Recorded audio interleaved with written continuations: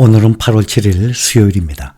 간밤에 미국 증시가 공포 심리가 수그러들면서 4거래일 만에 반등했습니다.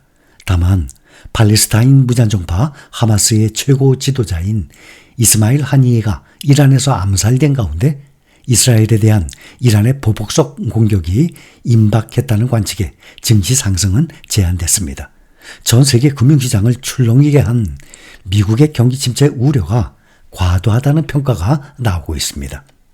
미국 경기 침체에 대한 공포가 완화가 되면서 미국 증시도 반등을 하면서 일부 회복을 했습니다.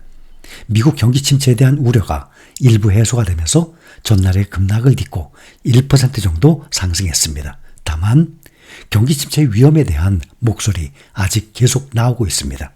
오늘 다우지수 0.76% 상승했고 S&P 500은 0.14% 상승 5,240입니다. 나스닥 종합지수는 1.03% 상승 16,366. 필라델피아 반도체는 1.06% 4,567입니다. S&P 500, 나스닥 100, 필라델피아 반도체가 모두 1%대 상승했습니다. 현재 최고치 대비 S&P 500이 어제까지 8.5% 마이너스였는데 오늘 1% 상승해서 최고치 대비 지금 7.5% 하락 중이고 나스닥 종합지수는 12.2% 하락 중. 그런데 필라델피아 반도체는 S&P 500의 약 3배 마이너스 22.6% 하락 중. 반도체주가 가장 많이 조정을 받고 있습니다. 골드만삭스의 데이비드 솔로몬 최고 경영자는 미국 경기 침체 우려를 일축을 하면서 미국 연준이 긴급 금리 인하에 나서지 않을 것으로 예상하고 있습니다. 지난주 미국의 7월 비농업 고용 지표가 악화된 것으로 확인이 되면서 경기 침체 우려가 커지니까 월가 안팎에서 연준이 9월 FOMC 회의 전에 긴급 회의에서 금리를 인하하거나 9월 회의에서 0.5% 이상의 인하에 나서야 한다라는 목소리가 계속해서 나오고 있습니다. 그러나 솔로몬 CEO는 연준의 금리 움직임에 대해서 9월 이전에는 아무것도 볼 수 없을 것으로 예상한다면서 경제는 꾸준히 살아나고 있고 경기 침체는 없을 것이라고 강조했습니다. 그는 현재 보고 있는 경제 데이터와 연준의 메시지를 보면 가을에 한두 차례의 금리 인하가 있을 것으로 보인다라고 말했습니다. 솔로몬은 7월 일자리 보고서에 대해서 끔찍한 성적표는 아니었고 사람들이 기대했던 것보다 약했을 뿐이라고 평가합니다. 또 최근 글로벌 증시 하락 원인으로는 엔캐리 트레이드 청산을 꼽았습니다. 잠깐 말씀드리면 엔캐리 트레이드는 금리가 낮은 일본, 제로금리죠. 금리가 낮은 일본의 엔화를 빌려서 상대적으로 금리가 높은 국가의 주식, 채권 이런 데 투자하는 것입니다. 그래서 환차익과 금리차를 얻는 투자 방법입니다. 일본의 금리가 인상이 되거나 엔화가 강세로 돌아서면 수익을 내기가 어려워져서 청산 압력이 높아지게 됩니다. 그러니 엔캐리 트레이드가 발생하는 거죠. 유입과 유출이 빠르고 수익을 쫓는 투기적 성격이 강해서 국제금융시장의 한머니로 꼽힙니다. 몇백조, 몇천조가 아니라 다 경단위입니다. 약 3경 가까이 되는 어마어마한 자금입니다. 전 세계 주요 증시 이 하락, 블랙먼데이였죠. 이 하락을 촉발한 엔캐리 트레이드 청산이 시작에 불과하다 혹은 아직 끝나지 않았다라는 전망이 잇따르고 있습니다. 청산이 본격화되면 패닉셀, 과한 매도, 패닉셀을 야기해서 미국 경기 침체 우려, 중동의 지정학적 긴장 고조와 더불어서 글로벌 금융시장의 변동성 및 불확실성을 더욱 키울 것이라는 우려가 나오는 것입니다.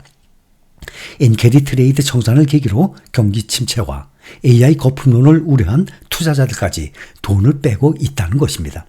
이 엔캐리 트레이드 자금은 미국뿐만이 아니라 멕시코, 브라질 이런 신흥국이나 또 유럽까지도 선진국은 물론 세계 곳곳에 투자가 되어 있습니다.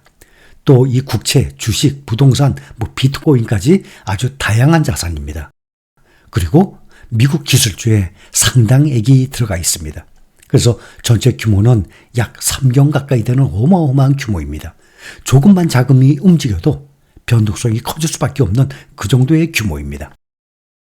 모건 스탠리도 미국이 경기 침체를 겪고 있지 않다고 진단을 하고 올해 연준이 금리를 총 0.75% 인하한다는 기존의 전망을 유지하고 있습니다.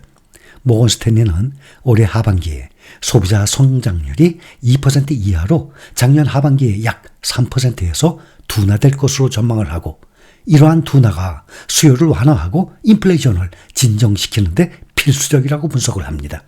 이어서 소비를 면밀히 모니터링할 것이지만 추가 둔화를 예상하지는 않는다고 말했습니다. 뱅크 오브 아메리카의 마이클 가펜 이코노미스트는 9월 금리 인하는 사실상 확정됐지만 공격적인 경기 침체 수준의 인하가 필요하다고 생각하지는 않는다라고 밝혔습니다. 글로벌 증시가 주초에 대폭락 후 약간의 회복 흐름을 보이고 있지만 앞으로 조정의 지속 여부에 대해서는 갑론을박이 펼쳐지고 있습니다. 월가 주요 투자은행들 사이에서도 주식 추가 매수에 대해서는 신중해야 한다라는 주장이 힘을 얻고 있습니다. 데이비드 고스테니 그는 골드만삭스의 주식 전략팀은 지난 40년간 미국 증시 자료를 바탕으로 한 분석 자료를 발간을 했는데, 이 분석 자료를 보면 1980년 이후, 그러면 44년이네요. 1980년 이후에 S&P 500 지수가 고점에서 5% 하락한 직후 3개월 동안 6%의 수익률을 기록했다고 나와 있습니다. 1980년 이후 S&P 500 지수의 이 역사적인 기록을 보면 지금 고점에서 8.5%까지 떨어졌다가 지금 1% 올라서 마이너스 7.5%죠. 그런데 고점에서 5% 하락한 직후에 3개월 동안 6%의 수익률을 기록을 했다고 나왔습니다. 현재 S&P 500 지수가 7월 중순 고점에서 8% 떨어진 상태였다가 오늘 1% 상승했습니다. 현재 7.5% 하락한 상태. 그런데 반도체는 22%나 하락한 상태니까 상당히 하락을 크게 한 것이죠. 역사적 추세에 따르면 현재 S&P 500 지수를 매수할 경우 수익을 확보할 확률이 크다는 분석이에요. 주가가 고점 대비 10%가량 조정을 받으면 뭐죠? 좋은 매수 기회가 된다고 골드만삭스는 분석을 하고 있는데, 다만 골드만삭스의 주식 전략팀은 이 분석 자료를 토대로 현재 미국 증시에 대한 어떠한 권고도 하지 않는다라고 추가로 또 강조를 한 것입니다. 이런 자료가 있다고 앞으로 3개월 동안에 6% 수익이 나왔다고 그동안 역사적으로 나왔으니까 매수하라, 그거는 아니라는 것입니다. 어디든지 이런 사라, 마라, 팔아라, 이거는 결코 쉬운 게 아니거든요. 벤치마크 지수가 가장 강한 경제 성장 속에서 10%가량 조정받는 것과 경기 침체를 앞두고 있는 상태에서 10% 조정받는 것은 완전히 스토리가 다른 것이거든요.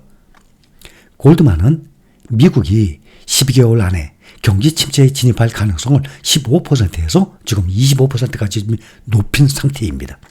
한편 골드만의 이 분석가들은 미국 증시는 아직 주가에 경제 위축을 반영하지 않은 상태라고 또 덧붙였습니다.